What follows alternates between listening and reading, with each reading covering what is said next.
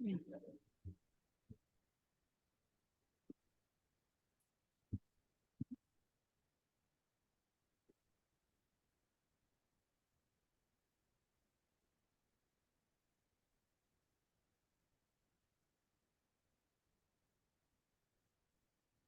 ¿Sí? Bueno. Muy buenos días. Tengan todos ustedes. Nos complace darles la más cordial bienvenida a nombre de la Escuela de Comunicación y de la Biblioteca de la Universidad Panamericana, Campus Guadalajara.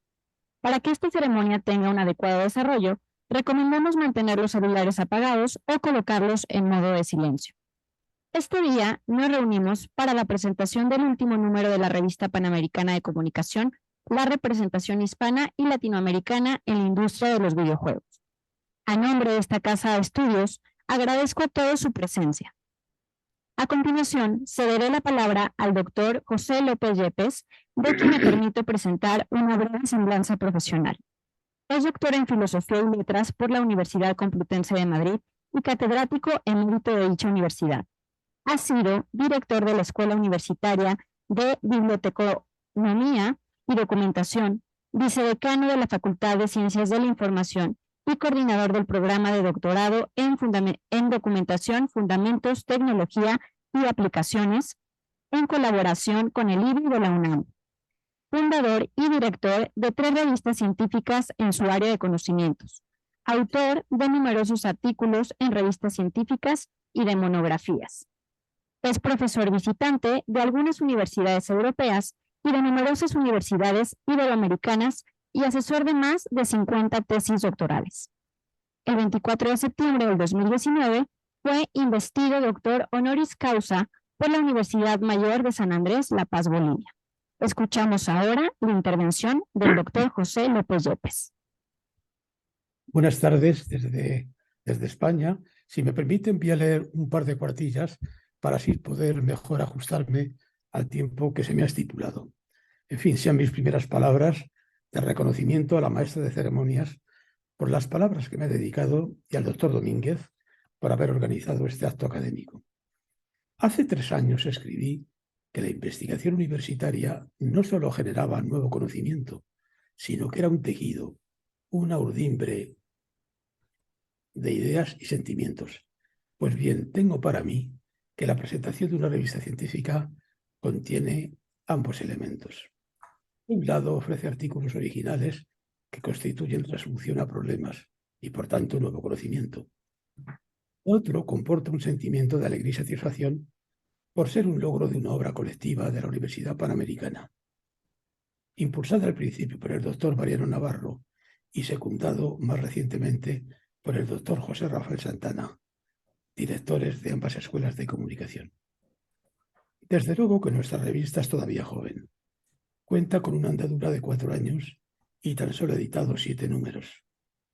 Todos ellos con una parte dedicada a temas monográficos y otra dedicada a temas de carácter general.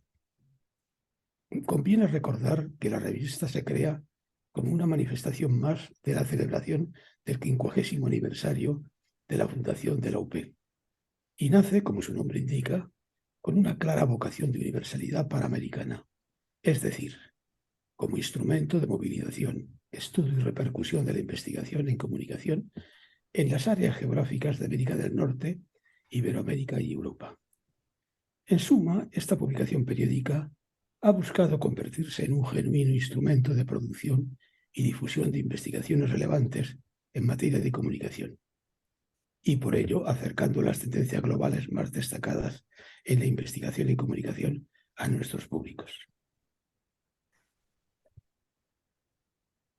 Cabe preguntarnos cuáles son las singularidades, las que hacen distinta y tal vez más relevante a la revista Panamericana de otras revistas similares. Pues bien, podemos enumerarles así. Incluyo unas sugerencias muy interesantes que nos ha facilitado hace unos días el doctor Atilio Bustos del gabinete Escimago.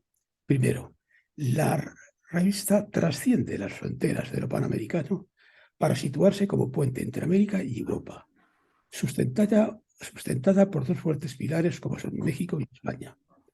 La revista ha abordado hasta ahora de forma especial temáticas como comunicación política, fotografía y ética, narrativa televisiva, ética y estética, metodología de investigación y presentación de resultados en comunicación, historia de la comunicación, industria del cine y ahora videojuegos. Segunda, la revista es una revista científica, internacional, en acceso abierto, indexada arbitrada a doble ciego, cuyo tiempo promedio de aprobación de un artículo es de tan solo 3 semanas. Mantiene su página web íntegramente en versión bilingüe. Recibe trabajos en inglés y español y no cobra por publicar. De periodicidad semestral, se editará próximamente de forma continua.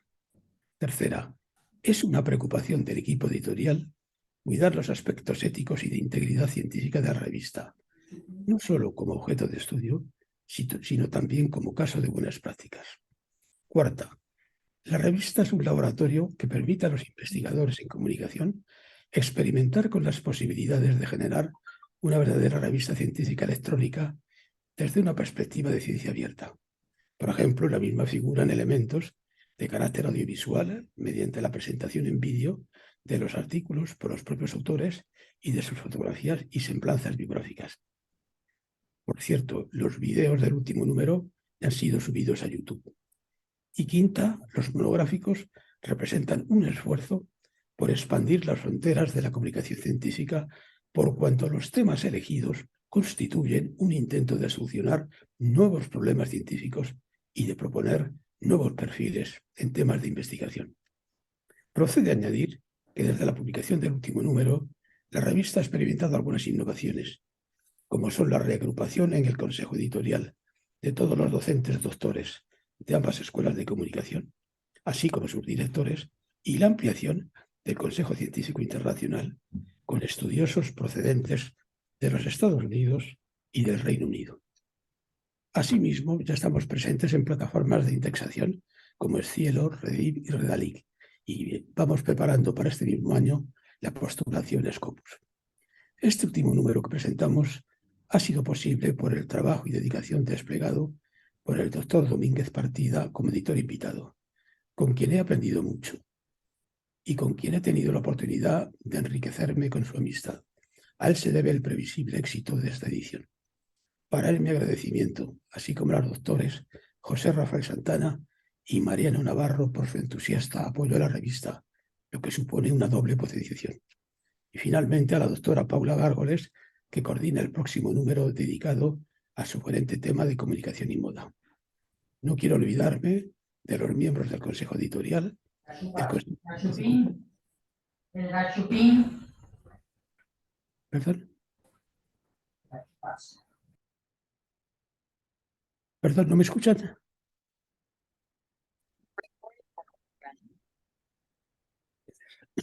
Te escuchamos muy bien, Pepe. Gracias, Mariano. Del Consejo Científico Internacional y los maestros Arturo Becerra, Juan Vargas y el licenciado Leo Tellez, responsables respectivamente de la edición de los PDF de los artículos, de la administración de la revista y de la gestión de la plataforma OGS. Creo que hoy es un día de fiesta, un día de alegría, como anunciaba al principio. Muchísimas gracias a todos ustedes.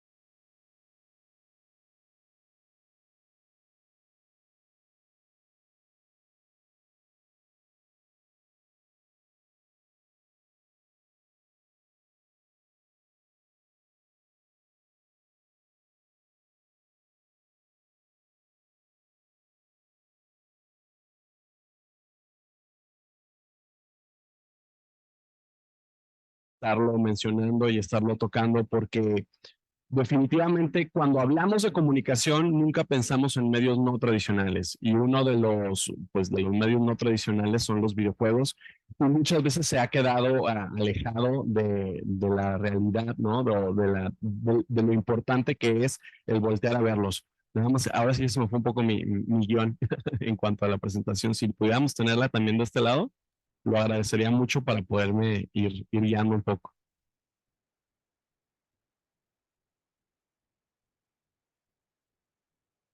Gracias. ¿Podemos dar la que sigue, por favor?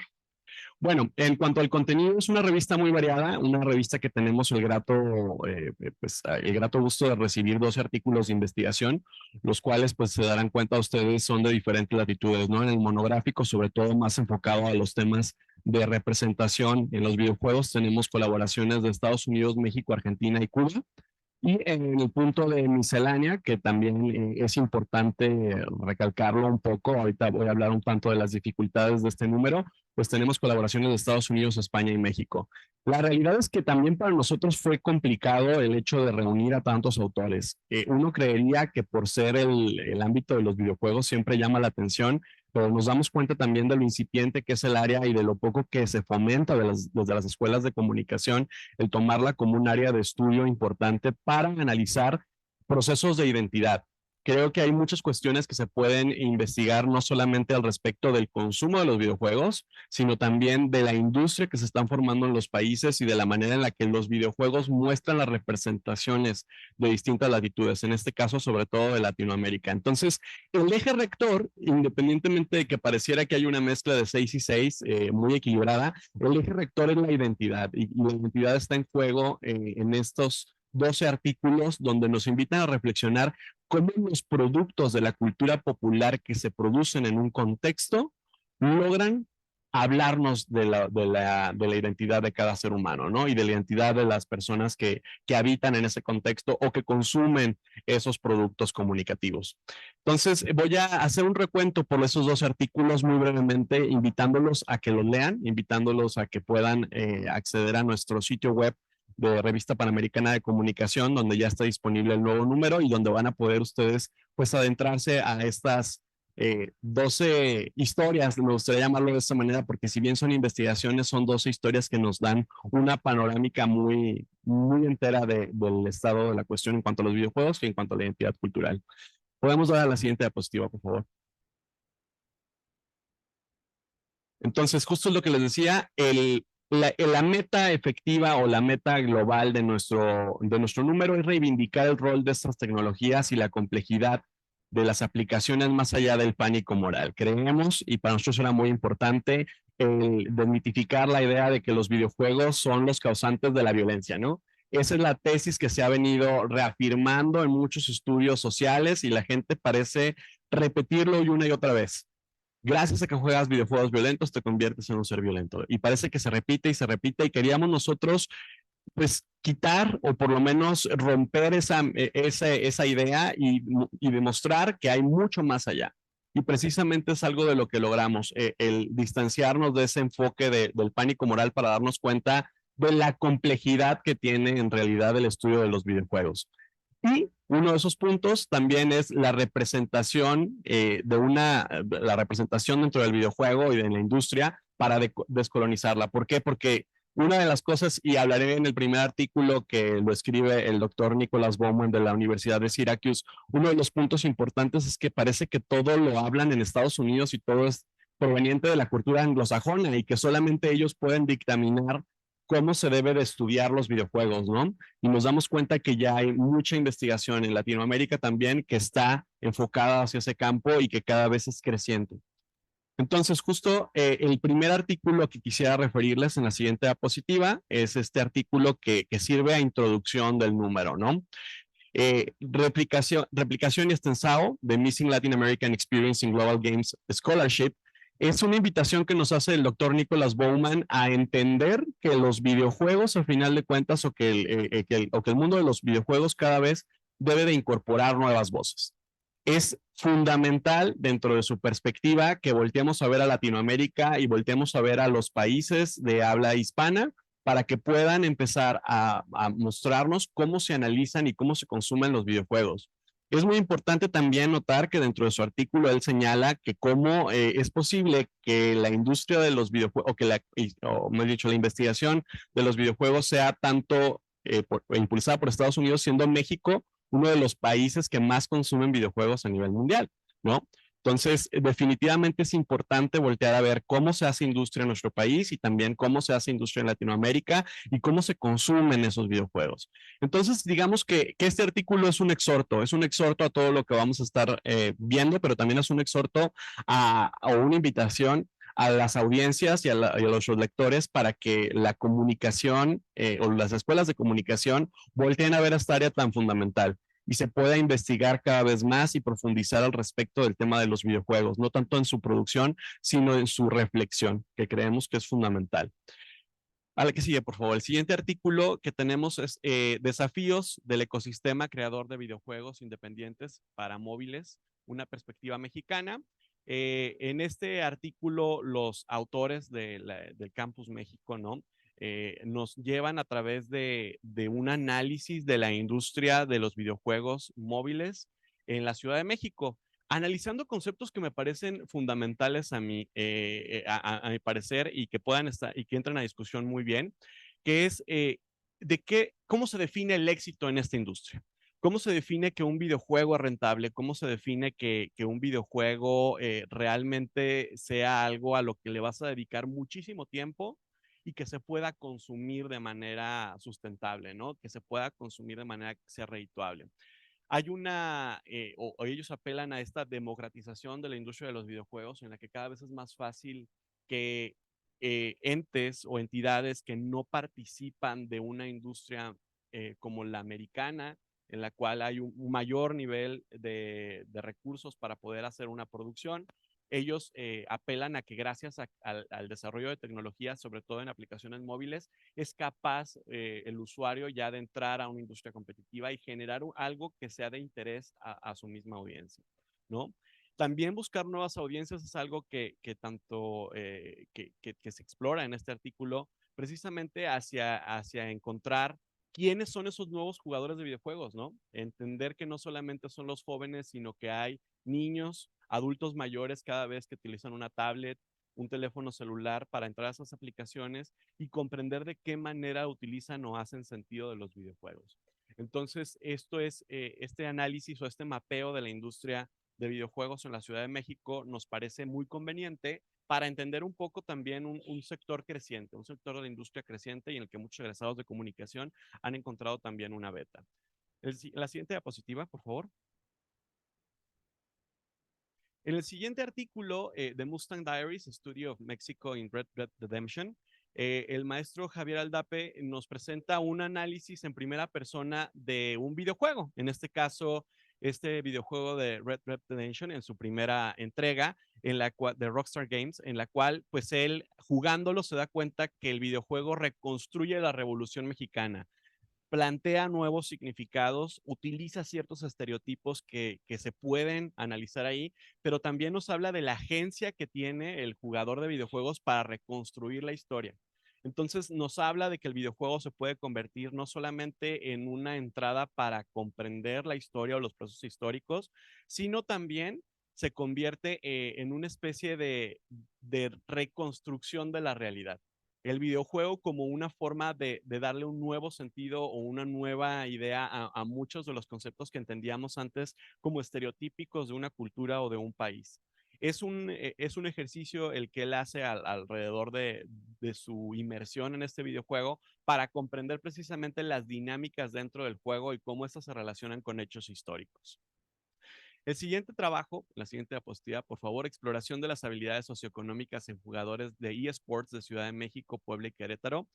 Tanto el licenciado Freddy como la doctora Lourdes pues nos dan un recorrido por el análisis de las audiencias tan importantes, entender obviamente cuáles son las diferentes dimensiones o demandas tanto cognitivas y emocionales que existen, físicas incluso también en jugar un videojuego y cómo se genera comunidad a partir de interactuar con personas que no están físicamente en el mismo espacio que nosotros.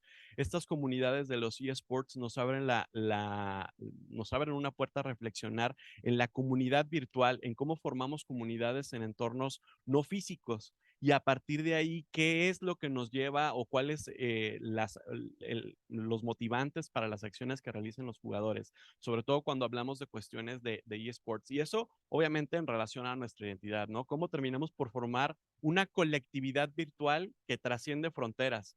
Y si antes pensábamos que podíamos nosotros formar una comunidad en nuestro propio entorno y que era necesario algo físico, esta es una puerta de entrada para darnos cuenta que no es necesario estar en un entorno físico, que existen comunidades virtuales también en torno a una serie de características que se definen o que definen la identidad de esos grupos. Y es precisamente el punto de encuentro de los eSports en este caso. El siguiente artículo, por favor. En el siguiente artículo, que si mi vista me lo permite, alcanzar a ver la producción de videojuegos en La Habana, Cuba, ¿no? Y sobre todo que nos habla en este artículo colaborativo de algo que fue muy sorprendente. La realidad es que adentrarnos a una industria de los videojuegos en Cuba es revelador entender cómo hacen ¿cómo podríamos decirlo? Una contraparte muy importante del consumo de videojuegos. Hay que recordar que muchos de los videojuegos que se consumen también en la isla no se hacen de manera legal, ¿no? Entonces, nos habla mucho de las prácticas de consumo, pero también de cómo la industria local ha tratado cada vez de imponerse más en las preferencias de los consumidores o de los jugadores, sobre todo en Cuba. Y eso es algo muy importante. Me parece a mí que el análisis que ellos hacen es un análisis que puede replicarse en muchos países de Latinoamérica también para entender cuál es la legislación que existe en la industria de los videojuegos, en las diferentes latitudes, qué necesidades hay para producir, cómo se puede, pues, romper esa dependencia cultural muchas veces a Estados Unidos y al consumo de videojuegos, a pesar de que pareciera que son los que dominan la industria. Y es precisamente la propuesta que hay en este artículo, el analizar esas particularidades del contexto regional o local para poder dar respuestas a qué se necesita hacer desde ese ámbito para poder transformar la industria del videojuego y hacerla competitiva, pues en una época en la que la globalización y la transnacionalización es necesaria. En el siguiente artículo, por favor. La otredad latina en los videojuegos de la selva a la pantalla de Gastón Bernstein de la Universidad Argentina. Bueno, este artículo me parece a mí que toca un tema muy sensible para todos nosotros, que es cómo nos ven los videojuegos, ¿no? Cómo ven los videojuegos a los latinoamericanos.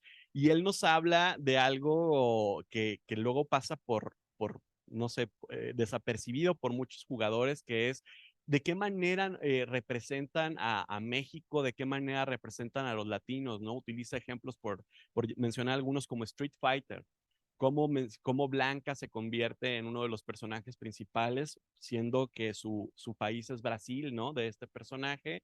También hay un personaje ahí de origen mexicano y de qué manera se retrata el background mexicano también ahí.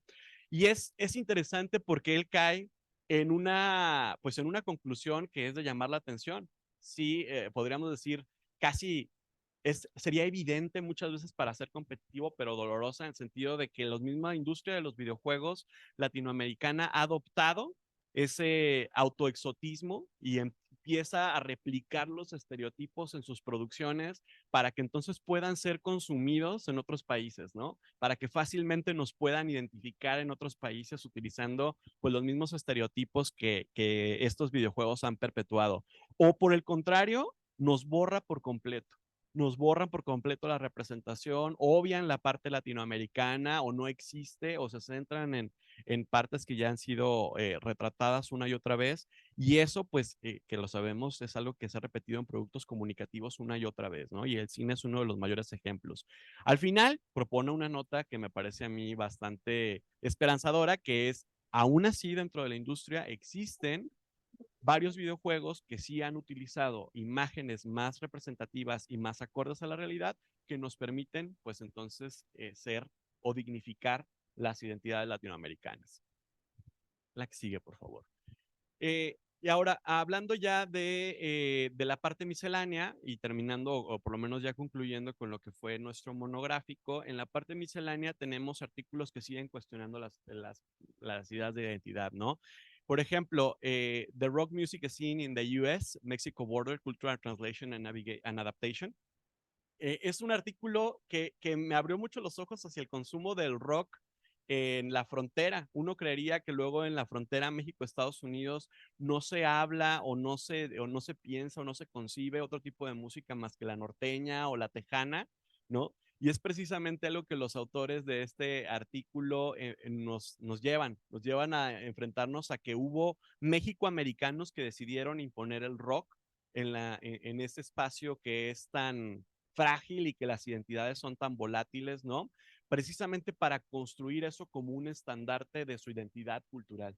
Y eso es algo que es fascinante porque nos habla cómo desde las comunidades locales hay esos ejercicios de desafío hacia la definición de lo que deben de ser como ciudadanos, ¿no? No son ni mexicanos ni americanos, son mexicoamericanos y es su misma cultura la que también entra en juego. Y no es por ser mexicoamericanos, entonces te va a gustar la comida Tex-Mex o te va a gustar la música tejana. Al contrario, nos dicen, no, nosotros imponemos nuestra propia música y nuestras propias costumbres porque al final es parte de nuestra identidad. Es el ejercicio de su identidad el que está ahí en juego. En el siguiente artículo de la parte miscelánea, el doctor López Yepes nos lleva hacia comunicación y éticas científicas, el falso fraude de las pinturas de Altamira y su representación en el film Altamira. Aquí otra vez entramos en ejercicios de representación, ¿no? ¿Qué tanto es o de qué tanta ayuda puede servir una representación y cómo se puede tomar como algo realista muchas veces? Entonces aquí hay ese ejercicio que proponen luego los documentales de decir lo que ves es real. Él lo hace a través del análisis de un texto que es ficción y dice, ¿qué tanto un texto que es ficción le puede entonces a una audiencia hacer creer que lo que ocurre es real, ¿no? ¿Qué tanto lo que nosotros vemos o qué tanto lo que consumimos es cuestionado por el espectador? Y ahí habla, o por lo menos desde la adaptación de un hecho histórico, como muchas veces la adaptación resulta más real que la misma realidad, ¿no? Precisamente por el consumo que muchas veces hace la audiencia. Y ese es un punto interesante de reflexión que luego no caemos en cuenta, que el ejercicio o los productos culturales que nosotros tenemos pues también requieren una crítica, un análisis o un sentido crítico por parte de la audiencia y de su agencia. Entonces, a final de cuentas, es la invitación que hace el doctor López Yepes en este artículo. El siguiente artículo, por favor. Modelos de masculinidad en la ficción televisiva tardofranquista, la serie Este Señor de Negro. Es un análisis textual de una serie que se desarrolló precisamente luego de la muerte de Franco en España y de cómo a partir de ese Señor de Negro se cuestionan las masculinidades, ¿no? Y se empieza a entender la masculinidad como algo distinto. Otra vez el ejercicio de identidad, pero ahora desde la representación de género.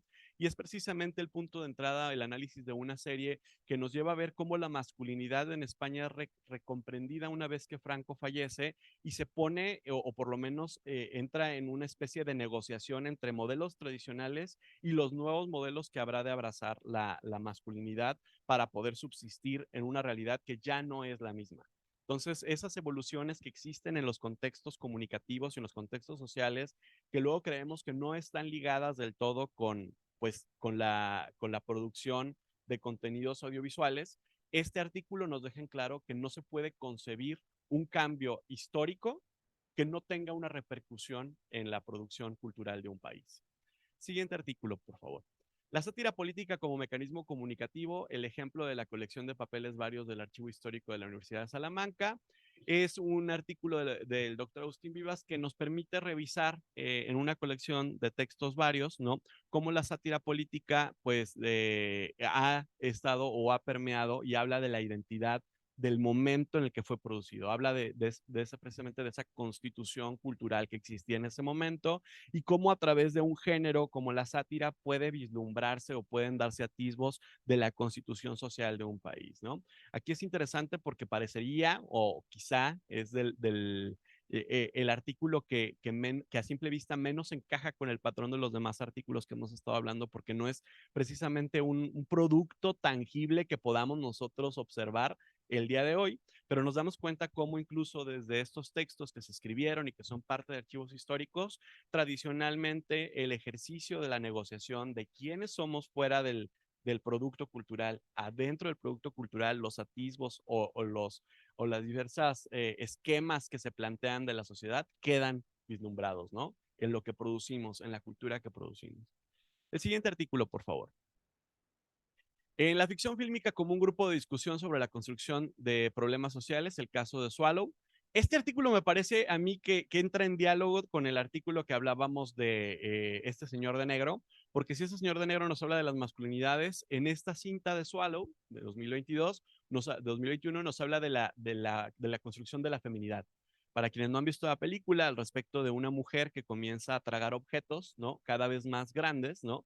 Al punto de que parecería un nivel de masoquismo, entramos en una especie de análisis de cómo el mismo acto subversivo de tragar esos objetos resulta ser una forma de construir su propia feminidad. Entonces, a través de la misma cinta y de las interacciones que nuestra protagonista va teniendo con las diferentes personas y los diferentes estratos sociales, ¿no? Sobre todo el ámbito familiar, es como vamos viendo ese acto de rebeldía, por llamarlo de alguna manera, que define quién es. Y el siguiente artículo, ya para concluir, Exploring Affect, Identity, Populism in Around Todd Phillips Joker. Tanto el doctor Nihar Sherpada como un servidor utilizamos el texto de la cinta de Todd Phillips Joker para hablar de cómo, a pesar de que la película ha sido adoptada por diferentes grupos sociales para hacer una cinta contestataria en movimientos sociales como estandarte en contra de las desigualdades, cuando nosotros hacemos el análisis de la película caemos en cuenta que la cinta en realidad pone o plantea a las minorías y a los grupos sociales minoritarios en Estados Unidos como lo tóxico de la sociedad, como algo nocivo. Hay un blanqueamiento muy, muy importante en la película en la cual en realidad nunca se reflexiona al respecto de los problemas que estas minorías tienen y al contrario, solamente sirve para subrayar la importancia de la identidad blanca en los Estados Unidos y de cómo a final de cuentas también ellos pues tienen derecho al American Dream, ¿no? A pesar de la clase social a la que pertenezcan. Y esa es la contradicción que existe. ¿Cómo es posible que un texto que parece dejar fuera a las minorías es adoptado en distintos contextos, como el caso de las protestas en Chile o en Libia, para poder ser utilizado como un símbolo antisistema? Entonces ahí las contradicciones que emergen en esa cinta y su adopción en el relato o en la vida real son parte de lo que se explora en ese artículo. Ese es el panorama de los 12 artículos que hemos estado utilizando en esta revista. La invitación sigue abierta para que ustedes puedan leer completos cada uno de esos artículos. Para nosotros es un gusto enorme adentrarnos en este tema y ojalá que al igual que el doctor López Yepes y un servidor, ustedes también pues encuentren fascinante y encuentren una experiencia enriquecedora el poder adentrarse a la industria de los videojuegos, sobre todo en los 3 primeros 6 artículos, para entender hacia dónde van las tendencias de la investigación de la comunicación en los medios emergentes. Muchas gracias. Muchísimas gracias, doctor Gabriel. Sin duda, este panorama nos motiva mucho y nos alienta a leer cada uno de los artículos de la revista. A continuación, me permito presentar al doctor Rafael Santana Villegas, de quien me permito leer su semblanza profesional. Él es doctor en Comunicación Social por la Universidad CEU San Pablo de Madrid, España. Cuenta con el máster en Gestión de Talento Humano, especialista en Gestión Directiva, así como especialista en Antropología y Ética por la Universidad Panamericana. Licenciado en Ciencias y Técnicas de la Comunicación por la Universidad del Valle de Atemajac. Desde el 2015 es director de la Escuela de Comunicación de la Universidad Panamericana Campus Guadalajara. Entre el 2002 y 2010 fue administrador del Centro Comercial Plaza del Sol. Entre 1997 y 2002 trabajó para Grupo Citur en posiciones como la gerencia de relaciones con inversionistas y la dirección general del desarrollo turístico Marina Ixtapa. Su experiencia docente abarca ya más de 16 años, en los cuales ha impartido tanto en licenciatura como en posgrados materias con enfoque en las relaciones públicas, la comunicación corporativa y la gestión directiva. Escuchamos ahora su intervención, doctor Rafael. Gracias.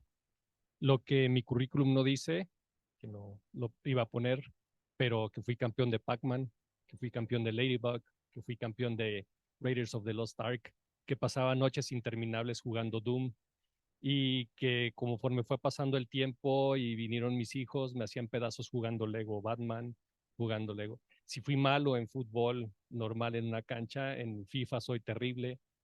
En fin, antes de entrar a ese tipo de detalles, pues un agradecimiento a todos los que nos acompañan en este lugar físicamente o a través de la pantalla.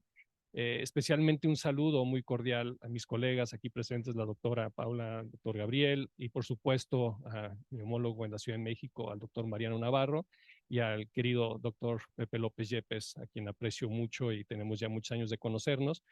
Y pues mi agradecimiento, mi intervención es básicamente para eso, para agradecer la oportunidad que se ha brindado al Campus Guadalajara, a la Escuela de Comunicación del Campus Guadalajara, de formar parte de esta revista. Yo desde que recibí la información del doctor Mariano Navarro de que estaban con este proyecto de la revista científica de la Escuela de Comunicación, pues me pareció algo fantástico, porque independientemente de ir en concordancia con los pilares de la Universidad Panamericana, este fomento a la investigación, a la generación de conocimiento, pues por supuesto que el hecho de estar involucrado en la investigación de la comunicación, que es un área que tanto nos apasiona, pues es algo grandioso. Cuando supe además que detrás de esta revista también iba a estar el doctor José López Yepes, pues qué mejor, ¿no? Una persona con tanta experiencia y que coincido con Gabriel, del cual hemos aprendido tanto, pues obviamente sabíamos que era una revista que además estaba en buenas manos. Hace algunos meses que recibimos la invitación formal a sumarnos, sobre todo en este esfuerzo, porque pronto esta revista forme parte de algunos de los índices más importantes, pues obviamente lo que buscamos es eso, apoyar a que esto se convierta en un esfuerzo interinstitucional de ambas escuelas de comunicación y que logremos pronto tener un producto que sea internacional, global y que genere conocimiento. Así es que mi agradecimiento al doctor Mariano Navarro, al doctor José López Yepes por la invitación y por supuesto agradecer a todos. En cuanto al tema, simplemente cerrar, es una industria de la que me considero cercano en muchos sentidos, principalmente porque soy de una generación que nació con el videojuego, soy la generación que de la, como decía el doctor Gabriel Domínguez, había mucha incertidumbre de si no íbamos a quedar tocados del cerebro, si no íbamos a acabar como asesinos, porque pasábamos interminables horas en las arcadas, porque pasábamos interminables horas en casa jugando y vimos el desarrollo desde la aparición de aquellos famosos Atari, para los cuales había que conseguir los cartuchos en los tianguis porque venían ahora sí que de importación ilegal, que teníamos que conseguir los piratas para poder jugar, porque no había tratados de libre comercio que lo pudieran hacer, teníamos que jugar en las arcadas. Posteriormente vimos la aparición ya de muchos videojuegos que tienen que ver con las computadoras. En fin, me ha tocado ver el desarrollo de la industria desde diferentes perspectivas y ahora desde un punto de vista científico, pues qué mayor interés, ¿no? Hemos visto cómo esta industria se ha convertido pues en una industria que nos ayuda muchísimo a entender el tema de los comportamientos de las personas, de los comportamientos de los consumidores, de la evolución de muchos aspectos sociológicos y por supuesto de un entorno de negocio que pues, permite que sea una industria fantástica. Celebro el tema y seguramente pues, viene a reforzar todo lo que han sido los temas anteriores, que ya nos hablaba el doctor López Yepes, y seguramente entenderemos que el próximo número que editará la doctora Paula, pues encantados de también conocer el tema de la comunicación de moda, que seguramente se sumará a todos estos temas fantásticos en donde la comunicación tiene un papel muy importante.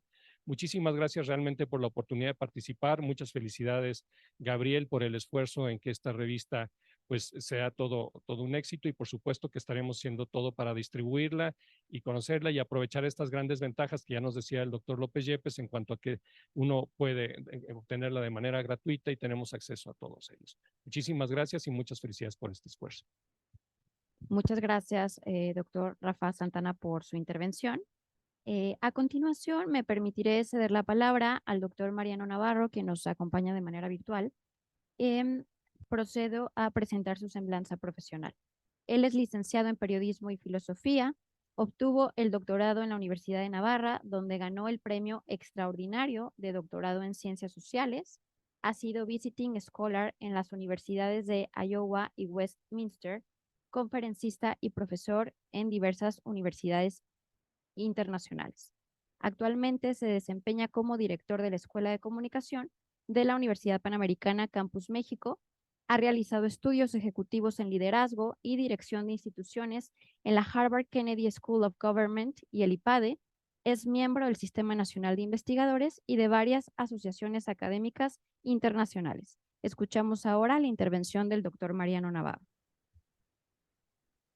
Muchas gracias. Muy buenos días a todos todavía. Es un gusto sumarme de manera virtual a esta presentación, haciendo un acto de fe de que me están escuchando bien, que espero que sea el caso, al menos el querido doctor López Yepes así lo certifica, pero me da muchísimo gusto poder participar en este acto de celebración, como ya se ha dicho, con una intervención realmente breve, sobre todo de agradecimiento. Creo que voy a seguir el orden de sus dos bloques de la intervención de mi querido homólogo y colega y amigo, el doctor Rafael Santana, pero voy a yo terminar con el agradecimiento. Ahorita voy a hablar brevemente, apuntar algunas dimensiones de las muchísimas que ya han salido de la temática de esta revista, para después quizá hablar del cómo hemos gestionado este proyecto, concebido y de una manera, me parece que bastante feliz y armoniosa para todos. Ciertamente, todos los que estamos aquí seguramente tenemos alguna experiencia personal con los videojuegos, personal, pero también hemos atestiguado las transformaciones culturales del mundo de la comunicación que hacen que este entorno comunicativo, en última instancia, sea de una magnitud, de una importancia primerísima, a diferencia de cómo se le podía concebir hace algunos años, ¿no? Al hilo de esta presentación, yo recordé una vivencia que aconteció en el Campus México, ¿no? En el año pasado todavía, cosa que es bastante reciente, ¿no? Pero todavía en 2022, una egresada de nuestra Escuela de Comunicación en el Campus México, en un evento del Paso del Ecuador, es decir, a la mitad de los estudios de licenciatura, de nuestros estudiantes actuales de licenciatura, se le invitó a dirigir unas palabras a esta generación para motivarlos, para hablarles de la vida profesional, una egresada que está trabajando precisamente en el mundo de los videojuegos. Pero todavía en 2022, una egresada relativamente joven, en torno a los 30 años, que trabaja en el mundo de los videojuegos, una posición muy creativa y muy interesante, les hablaba a los alumnos actuales de licenciatura, diciéndoles que es posible dedicarse profesionalmente al mundo de los videojuegos.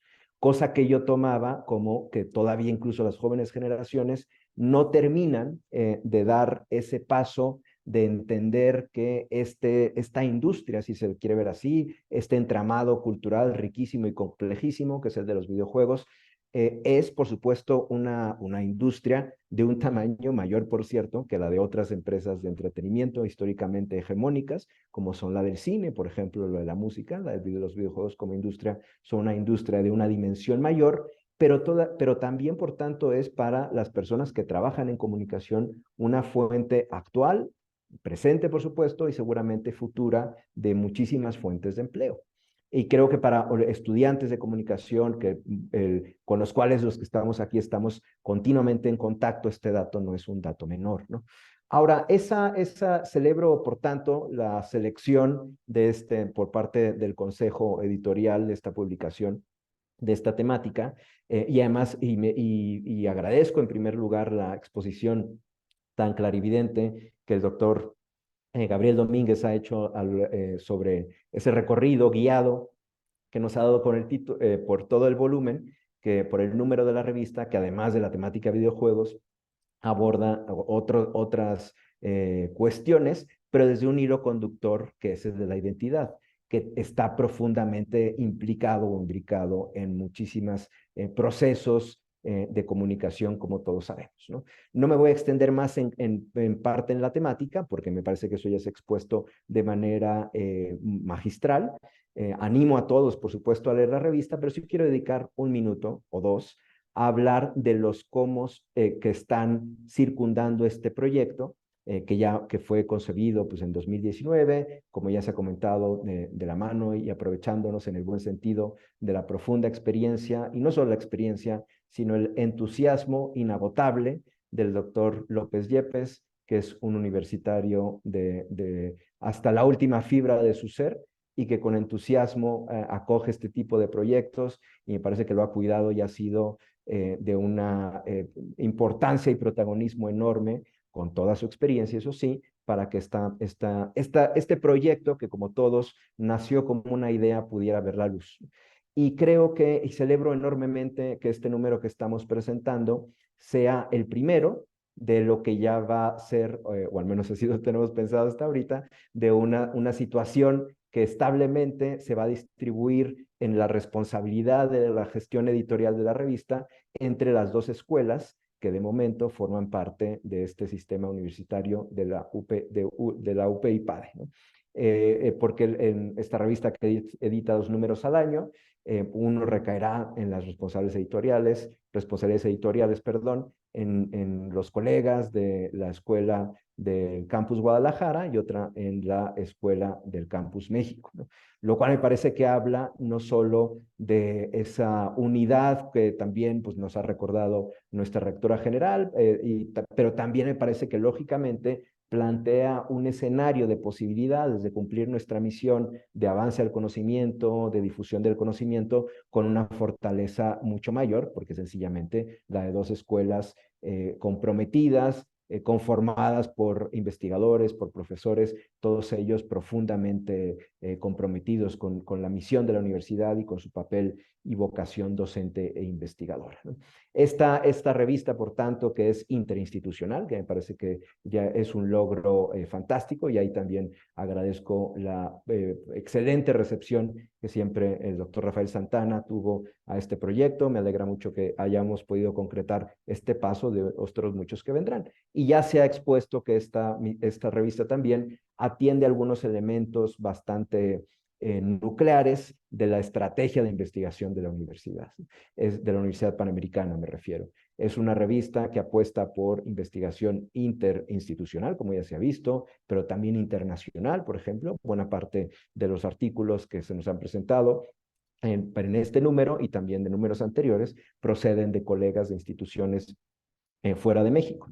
Pero también me parece que haciendo buenas muchos de los elementos identitarios de la Panamericana, es una revista generosa, si se me permite usar esa palabra, ¿no? Generosa porque es de libre acceso para todas las personas que lo puedan, que la quieran consultar, que esperamos que sean cada vez más, pero también, como se ha dicho, y nos ha sido importante cuidar este aspecto, generosa con la comunidad de investigadores, buscando que los textos se reciban, se lean, se comuniquen los dictámenes sobre las postulaciones que hacen los investigadores de una manera ágil, por supuesto, con todo el rigor y detenimiento que se tiene que vivir a la hora de leer un texto, pero sin algunos plazos que en ocasiones, y todos los investigadores hemos estado en esa situación, que a veces se alargan de una manera difícil de entender, ¿no? Aunque sabemos que la vida es compleja.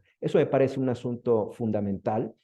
Queremos que esto sea un servicio, y lo ha sido hasta ahora, y sin duda seguirá siéndolo a toda la comunidad internacional de investigadores en comunicación, y por tanto animamos a todos los investigadores que están asistiendo de alguna manera u otra a esta presentación, que participen de este esfuerzo, que confíen en esta publicación enviando sus textos, que serán sometidos a una revisión minuciosa pero generosa, como yo también he dicho, con la idea de seguir generando ese conocimiento.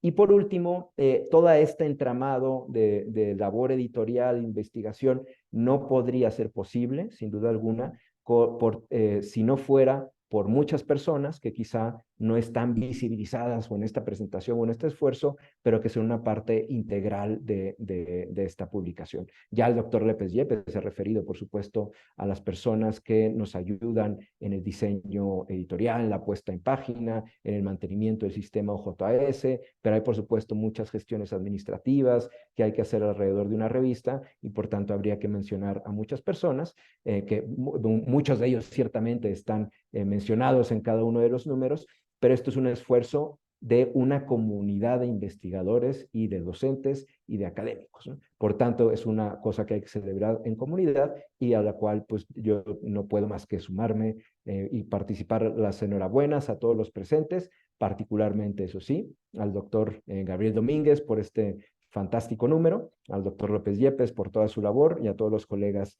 de la Escuela Hermana de Comunicación del Campus Guadalajara, ¿no?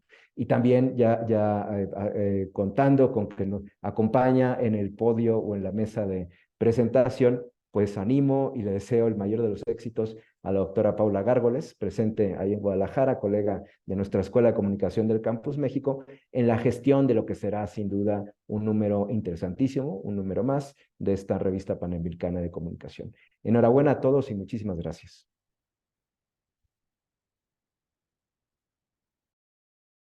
Muchísimas gracias, doctor Mariano, por su intervención. Ahora cederé la palabra a la doctora Paula Gárgoles, de quien me permito presentar su semblanza profesional. Ella es doctora en creatividad aplicada por la Universidad de Navarra con la tesis Modelo reputacional para el sector de la moda, licenciada en periodismo por la Universidad Complutense de Madrid. Se ha especializado en moda en el Fashion Institute of Technology de Nueva York y en el Laboratorio de Tendencias Future Concept Lab de Milán, donde también trabajó. Tiene un Executive Fashion MBA por Easton Fashion Business School.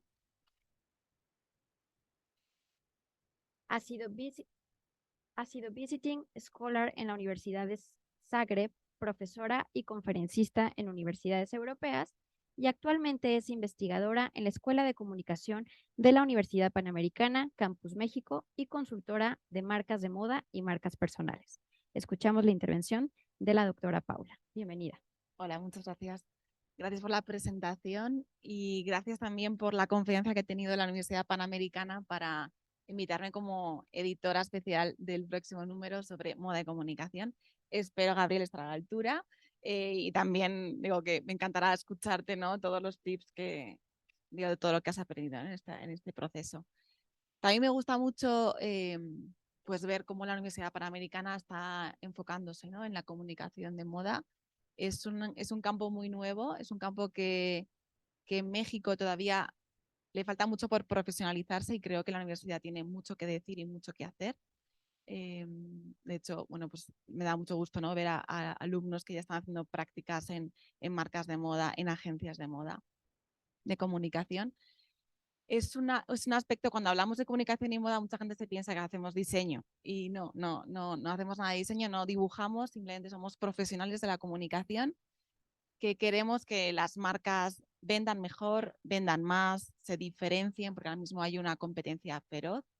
Y es muy interesante también México como país estratégico. Yo siempre cuento que la tienda Louis Vuitton de Monterrey vende más que la Quinta Avenida, ¿no? Entonces también para que un poco dimensionemos lo que es el sector del lujo en este país, que es enorme, que es el lujo en LATAM se centraliza en México, entonces también es un lugar como muy interesante. Y la moda es una industria que no solo nos ayuda a comunicarnos, ¿no? como de manera individual quién somos o quién queremos ser, ¿no? porque muchas veces comunicamos eso, sino también la moda está comunicando el pulso de la sociedad. O sea, qué es importante ahora mismo como sociedad, ¿no? ¿Qué es prioridad? ¿Cuáles son nuestros valores? De hecho, un filósofo francés decía que si él estuviera inconsciente durante años y se despertara, lo primero que haría es abrir una revista de moda. Entonces, aquí también nos da un poco, ¿no? La idea de la importancia a nivel también social, ¿no? que tiene esta industria. Estamos en un momento fascinante. El siglo XXI está trayendo muchísimas novedades al sector de la moda. Hay cambios, igual que las colecciones están acelerándose, ¿no? Antes había pues 2 colecciones, luego 4, ahora hay hasta 8 o 12 colecciones al año, ¿no? por marca, y cuando hablamos del fast fashion ya hablamos de 36 colecciones. También en la industria de la moda se está movilizando de una manera muy rápida. Así como voy a poner 3 ejemplos para que un poco nos ilustremos. La semana pasada Hermès ganó un juicio en el Tribunal de Nueva York. Ganó el juicio a un artista que vendía las bolsas, ¿no? Los bolsos Birkin de Hermès, los vendía los NFTs, ¿no? Lo digital.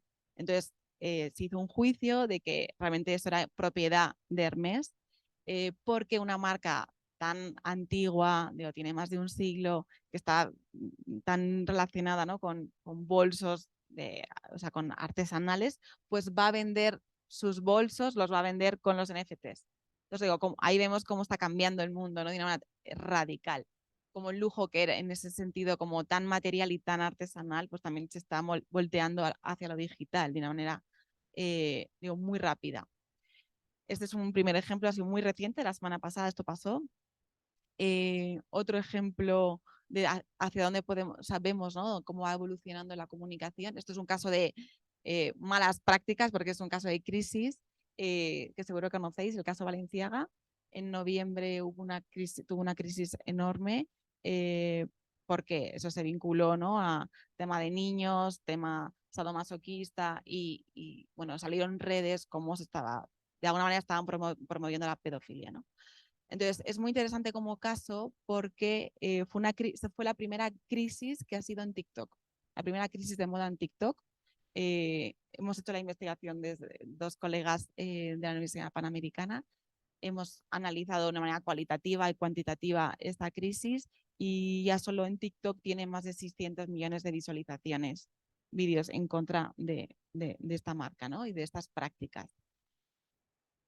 Claro, nunca nos habíamos encontrado ante una crisis en TikTok y además es un caso de como una crisis por parte del consumidor, porque de hecho ningún celebrity se ha posicionado de una manera como clara contra Balenciaga, que también se ve, ¿no? las presiones y todos los compromisos que hay, ¿no? con las marcas, pero como el público, como el consumidor sí que se ha revelado y lo ha manifestado en TikTok. Este es un caso que sí que hemos investigado, que ha sido súper interesante. Y otro es el de la marca Uniqlo, que es como lo llaman el Zara japonés. Uniqlo, cuando empezó la guerra de Rusia contra Ucrania, decidió que no iba a salirse de Rusia, que iba a seguir operando en Rusia. Y fue a raíz de una avalancha de comentarios en Instagram, como al final, después de 3 días, tuvieron que ceder y cerrar el negocio en Rusia, ¿no? Entonces también vemos como el poder de las redes sociales, el poder del consumidor, que ya no solo le interesa la moda como negocio, sino también incluso como expresión, ¿no? política y social. Entonces, bueno, estos son ejemplos de investigaciones que se pueden hacer a nivel científico, que lo estamos haciendo.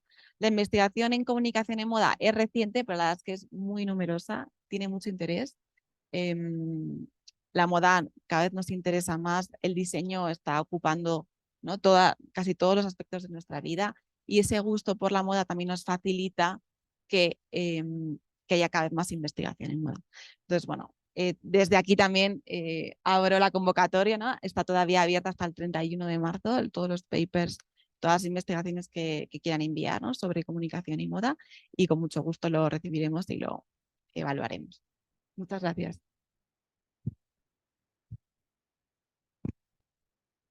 Muchísimas gracias, doctora Paula, por su intervención.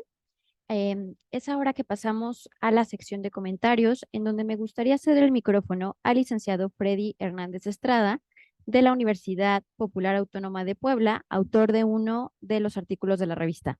Bienvenido, Freddy.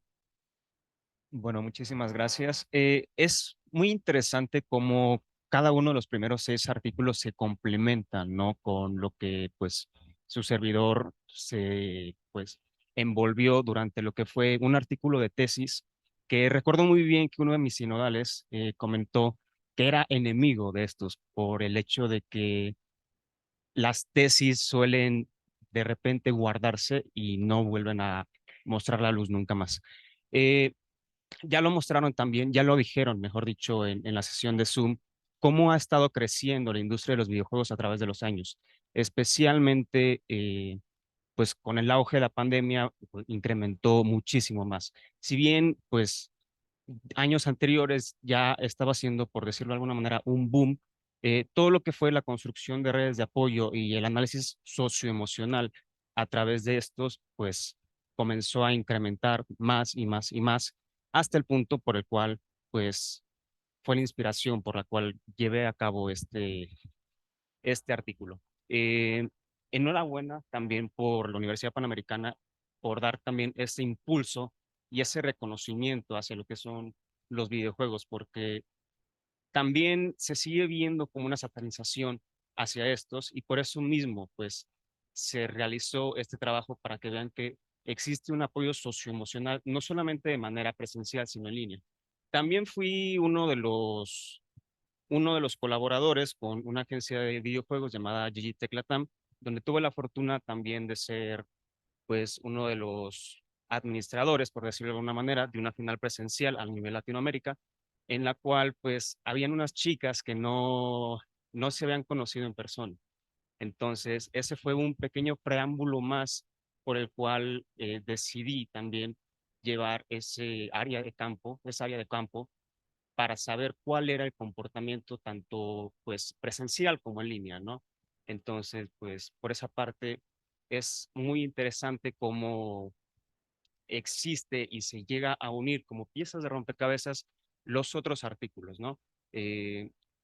Vi hace rato sobre las estigmas sobre Latinoamérica y de alguna u otra manera, por esta parte, en esta región, especialmente latinoamericana, no se ha explotado del todo en el sector competitivo.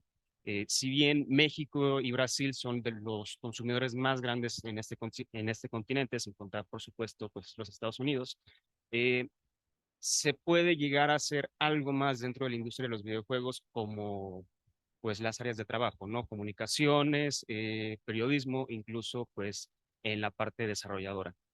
Ahora bien, todas estas cuestiones comenzaron también a eludir y a hacer pues pasión, ¿no? En el sentido de que cada vez existen más y más y más juegos competitivos. El claro ejemplo es pues en el Mundial de League of Legends del año pasado, que tuvo un pico de hasta 3.1 millones de pues, visualizadores únicamente en Twitch, superando de hecho a lo que fue pues uno de los partidos de la Serie Mundial de Béisbol. Entonces, por esa parte, eh, tanto México como pues el resto de Latinoamérica tiene la oportunidad para poder explotar y traer hasta este punto lo que son pues los deportes electrónicos competitivos. Muchísimas gracias por tus palabras, Freddy. Quisiera preguntarles a quienes nos acompañan tanto de manera presencial como de manera virtual si quisieran compartir algún comentario. Muchas gracias. Thank you. Sí, Bueno, claro. pues de no ser así, muchas gracias por su valiosa participación a todos los ponentes que nos acompañaron. Y bueno, pues a nombre de ambas escuelas de comunicación, Campus Guadalajara y Campus México, agradecemos su presencia a este evento y extendemos nuestras felicitaciones por tan valiosa iniciativa académica. Tengan todos ustedes una excelente tarde. Muchas gracias.